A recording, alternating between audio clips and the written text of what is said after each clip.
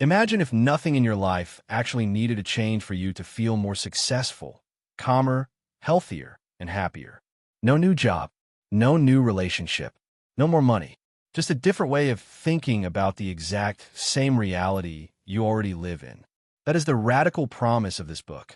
Reframe Your Brain by Scott Adams is not about positive thinking, motivation, or pretending everything is fine.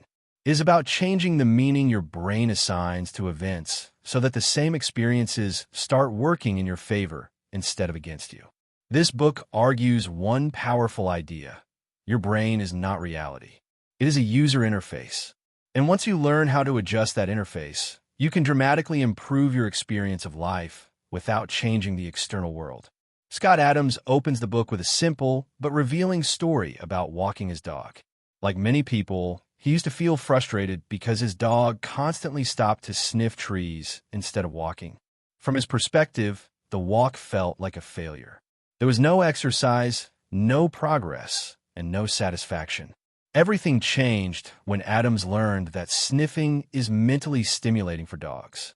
It is not a distraction from the walk. It is the entire point of the walk. Once he reframed the activity from walking the dog to letting the dog sniff, the experience flipped from failure to success. The same physical activity now felt rewarding. He applied a second reframe immediately. Standing around while the dog sniffed felt boring. Instead of fighting that boredom, he reframed it as the perfect time to practice posture and breathing. Now the walk became beneficial for both dog and owner. The external situation never changed. Only the interpretation did. This introduction establishes the core principle of the book. Reframes change subjective reality. And subjective reality is what determines how life feels. Adams reinforces this idea with stories about suppressing sneezes through imagination, reducing anxiety through reframing, and helping people quit alcohol by replacing one sentence in their mind. Alcohol is poison. The book makes a bold claim early on. Reframes do not need to be true. They do not need to be logical. They only need to work. Your brain responds to imagined meaning just as powerfully as it responds to facts. That is why movies can make you cry and memories can trigger physical reactions. Reframing uses this same mechanism deliberately. Chapter 1. How to Reprogram Your Brain. Scott Adams begins by breaking a common myth. Changing your life does not require massive effort or dramatic transformation. It requires understanding how the brain actually rewires itself. According to Adams, the brain changes through three simple mechanisms: focus, repetition, and emotion. Focus and repetition are mandatory. Emotion is optional, but powerful. When you repeatedly focus on an idea, your brain doesn't just remember it. It physically restructures itself around that idea. Neural pathways strengthen, reactions become automatic, and over time, what once felt forced begins to feel natural. Emotion accelerates this process. Fear, excitement, love, anger, or hope can dramatically speed up learning. But Adams is careful to emphasize that emotion is not required. A calm, repeated exposure to a useful idea will still reprogram your brain eventually. This insight explains why reframes work. A reframe is a short, memorable idea that you revisit mentally. Each repetition reinforces a new interpretation of reality. Over time, your brain stops questioning the reframe and simply accepts it as default truth. Adams stresses simplicity. Long explanations are fragile. Short reframes survive. That is why phrases like "what doesn't kill you makes you stronger" or "the customer is always right" spread across generations. They're easy to remember, easy to repeat, and easy to apply in real situations. Importantly, reframes do not need to be factually accurate. They're judged only by whether they improve outcomes. If a belief helps you act better, feel better, or persist longer, it is useful, regardless of whether it is objectively true. The chapter closes by reminding readers that not every reframe will work for every person. The ones that matter to you will stick automatically. The rest will fade without effort.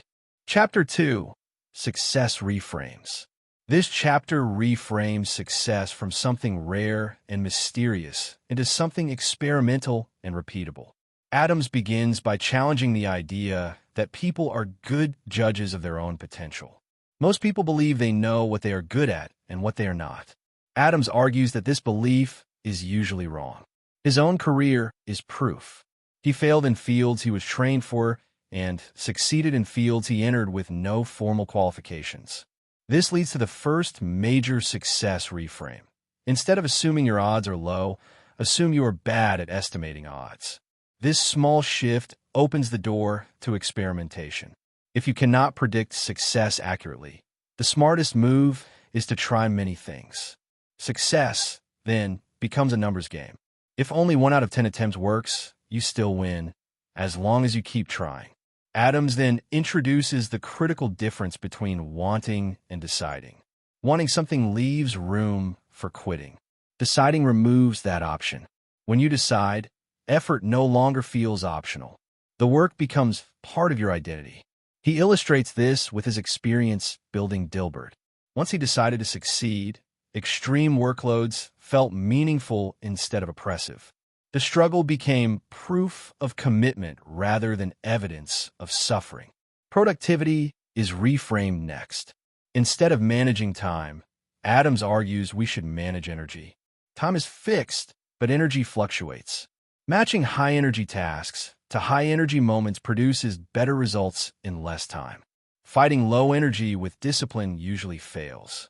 Adams also reframes the idea of a job.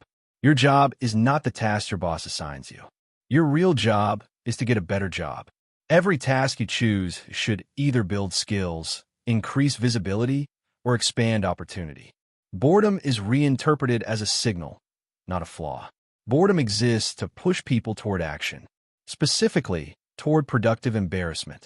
Taking risks that threaten your ego is often the fastest path out of stagnation. Embarrassment itself is reframed as an investment. Short-term discomfort often produces long-term resilience, stories, connections, or breakthroughs. The chapter also explores cognitive dissonance, the brain's tendency to protect identity by inventing explanations when proven wrong. Fear of embarrassment fuels this process. The reframe here is striking. Fear of embarrassment forces you to be wrong. Becoming comfortable admitting mistakes weakens this illusion and clarifies reality. Large projects feel overwhelming because the brain imagines the entire burden at once. Adams counters this with a practical reframe. Ask for the smallest step that moves you forward. Momentum creates energy, and energy sustains progress. Goals are then reframed as inferior to systems. Goals create delayed satisfaction and repeated failure. Systems create daily wins and long-term flexibility. A system is something you do regularly that improves future options. Talent stacks expand this idea. Instead of being world-class at one skill, combine complementary skills to become rare and adaptable. Flexibility becomes a form of security. Finally, Adams reframes burdens as puzzles. When problems are treated as games to solve rather than unfair punishments, emotional resistance decreases. Even chores can become sources of dopamine when approached as skill challenges. Passion is stripped of its mystique. Adams argues that passion usually follows success, not the other way around. Systems, energy, and persistence matter far more. Money itself is reframed.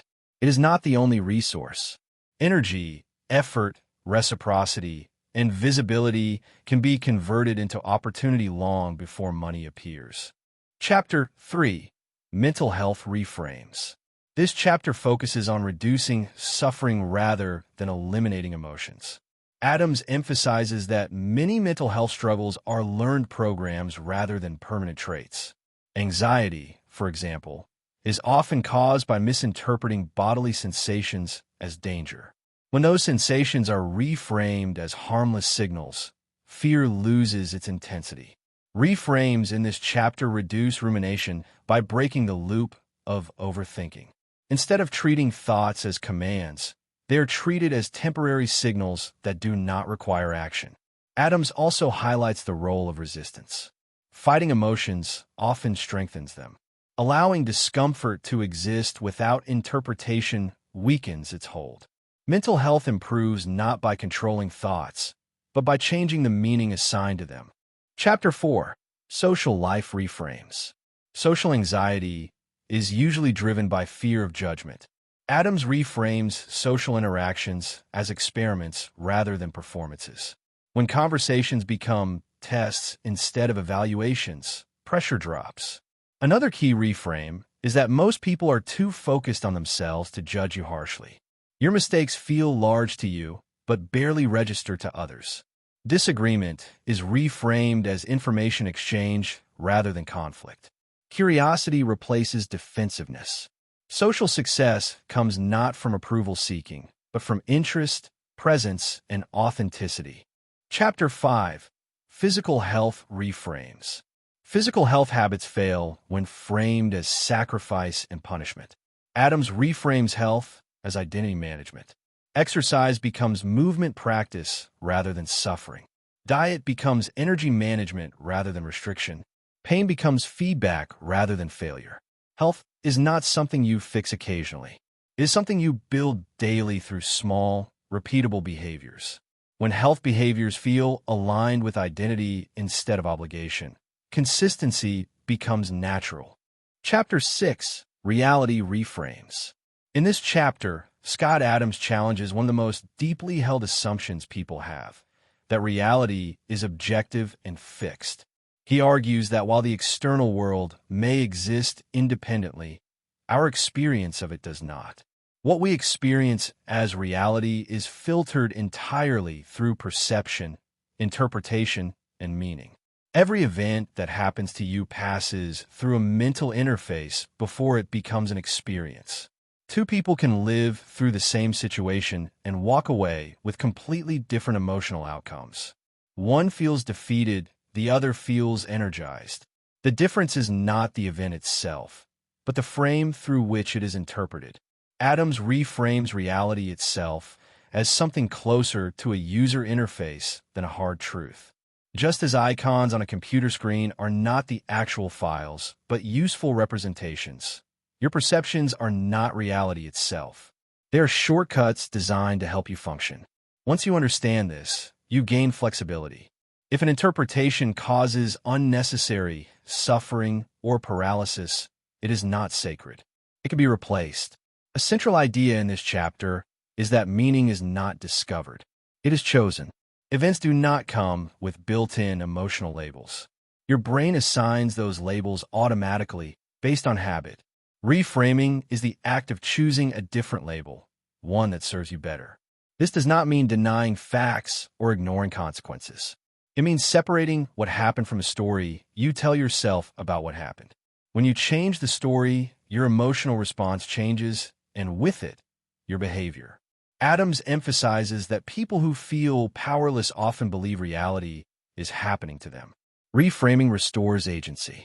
If you can choose meaning, you regain control over how events shape your inner state. Chapter 7. The Operating System for Your Mind. After presenting dozens of reframes across different life domains, Adams brings them together into a single concept, a mental operating system. Just as a computer operating system determines what programs can run smoothly, your mental operating system determines which thoughts dominate your attention, which emotions linger, and which actions feel possible. Most people inherit their mental operating system unconsciously.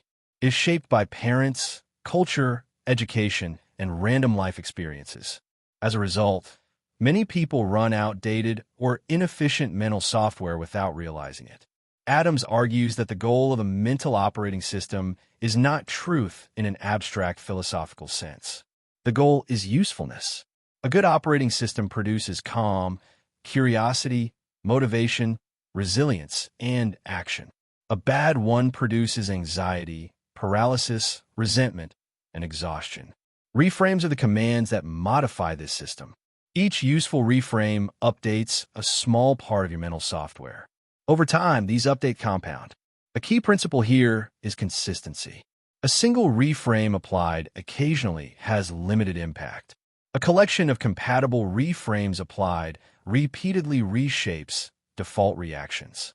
Eventually, you no longer need to consciously apply them. They become automatic. Adams also highlights the importance of filtering inputs. Just as poor data can crash a computer program, constant exposure to outrage, fear, and negativity can destabilize a mental operating system. Choosing what information you consume is part of maintaining mental stability. The chapter reinforces that a well-designed mental operating system is practical. It helps you function better in the real world, not retreat from it. Chapter 8. How to make your own reframes. Having shown the power of reframes, Adams now teaches readers how to create their own. The process begins with identifying a recurring source of emotional pain, frustration, or avoidance. These are signals that the current frame is not serving you. Next, isolate the interpretation, not the event. The event is often neutral. The event plus interpretation is what creates suffering. Once the interpretation is identified, the task is to replace it with a new frame that is simple, memorable, and useful. The new frame does not need to be perfectly accurate. It only needs to improve behavior or emotional state. Adams stresses that effective reframes are short. Long explanations are fragile and easy to forget. A reframe should be something you can repeat in your head during a stressful moment. Testing is essential. Reframes are tools, not beliefs. You try them, observe the effect, and keep the ones that work. The rest are discarded without guilt. Repetition locks in the change. Each time you apply a reframe, you reinforce the neural pathway associated with it. Over time, the new interpretation becomes automatic. Adams also warns against moralizing reframes. A reframe is not a statement about how the world should be. It is a personal tool for navigating the world as it is. Chapter 9. Just the reframes. The final chapter strips away explanation and delivers reframes in their most concentrated form. This chapter functions as a mental toolkit. Each reframe is designed to be absorbed quickly and applied immediately. There is no requirement to believe all of them or even like them.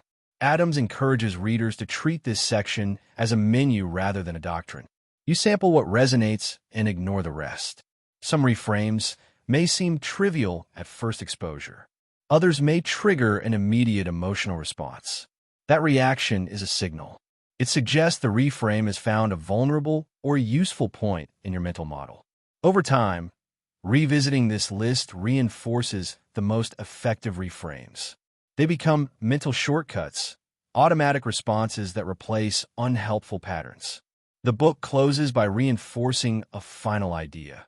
Reframing is not about controlling life. It is about controlling how life feels.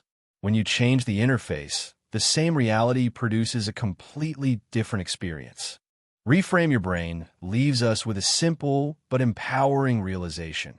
You do not need to wait for life to improve before you feel better. By changing the meaning you assign to events, you change how those events shape your emotions, decisions, and actions. Reframes are not about denying reality or pretending everything is positive. They are practical tools for choosing interpretations that reduce suffering and increase effectiveness. Even if only a few reframes from this book stick with you, they can quietly reshape your habits, mindset, and outcomes over time. Nothing outside you needs to change first. The fastest upgrade available is the one you make inside your own mind.